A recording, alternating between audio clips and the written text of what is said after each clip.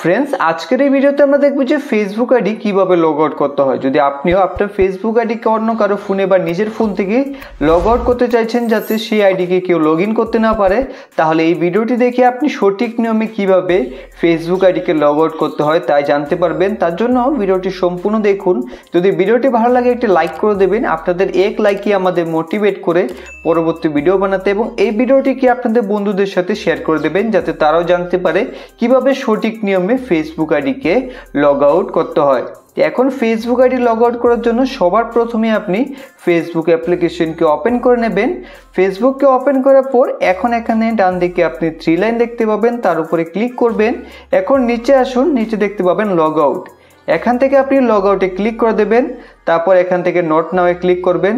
এখন এখান থেকে লগ আউটে ক্লিক করে দেবেন। আপনি ভাবছেন লগ আউটে ক্লিক করে দিলে আপনার ফেসবুক আইডি লগ আউট হয়ে যাবে, কিন্তু লগ আউট হবে না। এখানে কন্টিনিউতে ক্লিক করে কেউ চাইলে আবার ফেসবুক আইডিকে লগ ইন করে নিতে পারবে। তো এর জন্য আমাদের কি করতে হবে, এখান থেকে থ্রি ডটে ক্লিক করতে হবে। থ্রি ডটে ক্লিক করে এখন এখান থেকে remove profiles from this device তার উপরে ক্লিক করতে হবে।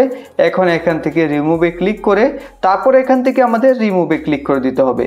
যখন আমরা রিমুভে ক্লিক করব তখনই কিন্তু আমাদের ফেসবুক আইডি সম্পূর্ণভাবে লগ আউট হবে, না হলে কেউ আমাদের আইডিকে আবার লগ ইন করে নিতে পারে। তো যার জন্য সঠিক নিয়ম আমি আপনাদের দেখিয়ে দিলাম কিভাবে ফেসবুক আইডিকে লগ আউট করতে হয়। আশা করি আপনি বুঝতে পেরেছেন কিভাবে ফেসবুক আইডি লগ আউট করতে হয়। যদি ভিডিওটি ভালো লেগে থাকে লাইক করে দেবেন। ভিডিও সম্পূর্ণ দেখার জন্য অসংখ্য ধন্যবাদ।